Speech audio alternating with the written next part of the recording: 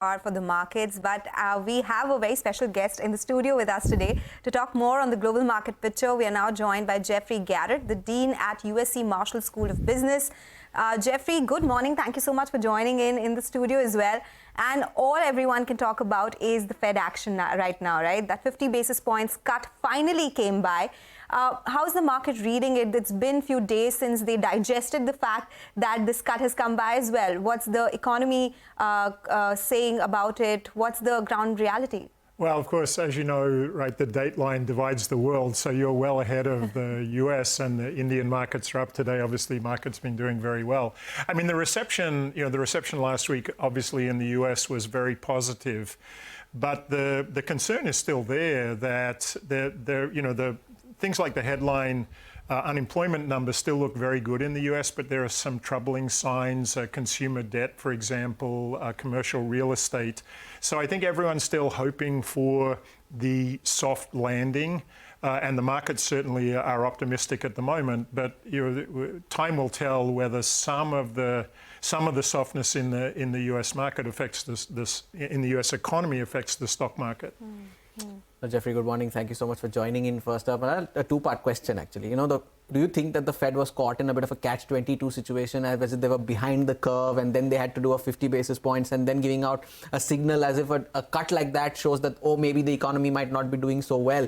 And there have been experts who have also mentioned that this 50 basis point cut was politically motivated. Do you believe so? And was the Fed actually caught on the wrong foot when they did not cut rates in July? Well, lots of important questions there.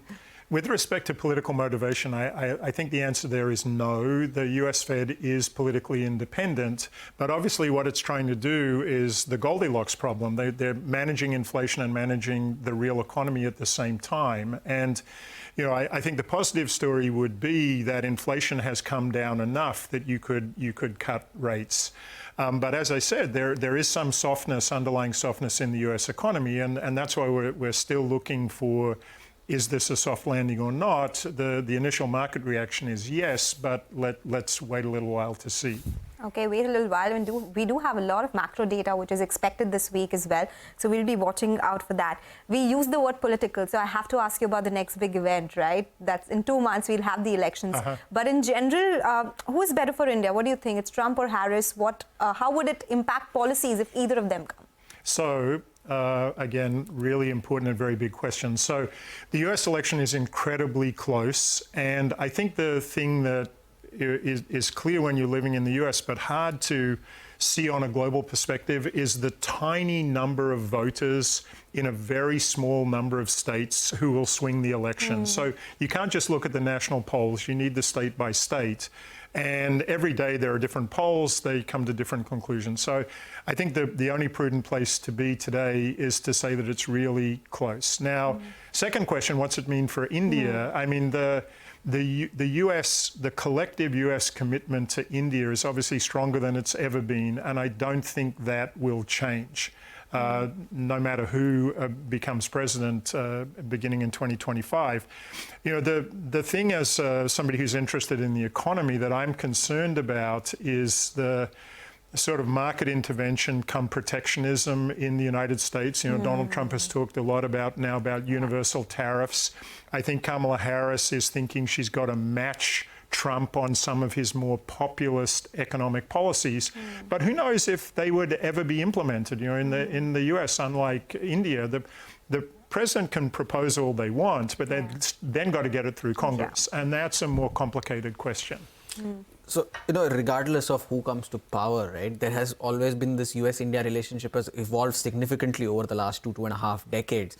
Now, and there has been also a lot of emphasis that the Indian government has been laying on foreign direct investment as well, right? Yeah. So what can India as a country do to attract more FDI from large American corporations? Companies like Apple have invested in the country big time. What more can the government do to attract more dollars? Well, I think the very good news story for India is that across the board, it's tailwinds, both geopolitical and economic tailwinds. And, I saw some data recently on the change in foreign direct investment behavior the flip essentially between China and India, where US and foreign companies 10 years ago were all in on the Chinese market. Now they're all exiting, and India is the new investment destination. If you look at a company like Apple, I think that, again, it's both politics and economics. Apple can't be seen to rely on China for the supply chain, but they also see the opportunity in the Indian marketplace. So maybe that's a leading indicator. And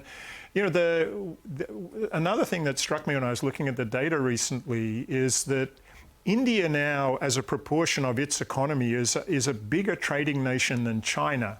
I didn't know that, and it tells me how powerful the Indian service sector has become.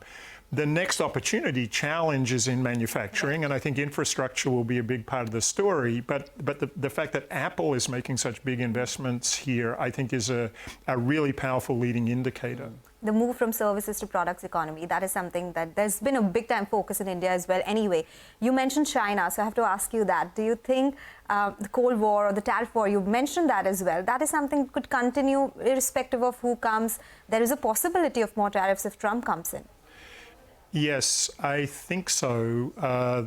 Whether we should call it a new Cold War is, I think that's more of a political matter. But the economic tensions between the US and China aren't going away. So not only on the US side, but on the Chinese side. I mean, the Chinese consumer is very cautious at the moment. There's very little consumer demand in China.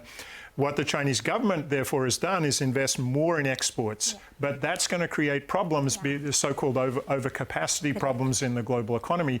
I've been watching the auto sector quite closely, and I think whether Europe and the US essentially ban Chinese electric vehicles is going to be a very big story this year. I know the European Union has to decide pretty soon on that. So, yeah, we have the national security geopolitical tensions, but I think there are still some core economic issues that are challenging between the US and China. And of course, that's an opportunity for everybody else. Yeah. And, we thought about that initially as a sort of Vietnam-focused thing. Yeah. But Indonesia is doing well and India is doing very well. So the world economy is decentering. Everyone has a China plus strategy. And China plus is, to my mind, is just a big win for India. Now, one final question from my end, Geoffrey. You mentioned that the election is very close, right? What could be that one decisive factor that can swing the election either way? Because other than the swing states, the polls may say what they want, but eventually it all depends on how people go out and vote, right? So I think you're right that everything is really close, but is there a possibility or a probability of some big swing event? The Fed cut was, I think, clearly viewed as a positive for Kamala Harris last week. What else could happen? There were more Fed cuts in the remainder of the year. But I think the geopolitical event that everyone's looking at is what's going to happen in the Middle East. Not only do we have the war in Gaza, but military on both sides, military attacks, Hezbollah in Lebanon into northern Israel, that's become more of a reality. And I think everyone, for all the obvious reasons, an escalation of tension in the Middle East would be bad for the world, but it would also destabilize the election. And there, I think Trump has a position, Trump has three issues where he can win. One is inflation and cost of living. Fed's probably affected that a little bit. The second is immigration and undocumented immigration, which is a real problem for the Democrats, a win for Trump. But the third one is so-called forever wars, that the US remains involved in intractable conflicts around the world. And that's true in Ukraine, it's true in Gaza, but if the Gaza war now becomes a broader Middle East war because of Hezbollah, Lebanon and Iran, I think that'd be a game-changing event. And I don't know how it would work in terms of American politics, but I suspect it would be, it would benefit Trump because he has criticized this big global policeman role that the US has played for a long time, and obviously Joe Biden embraced as president. Yeah. A lot of moving parts right now, the global economy as well. Geoffrey, such a pleasure to have you with us in the studio today. Thank you so much for joining in with all the insights, and hope to see you more often on the channel as well. It would be my pleasure. Thanks for having me. Thank you so much. Okay, with that, we'll do one thing. We'll slip into a short break now.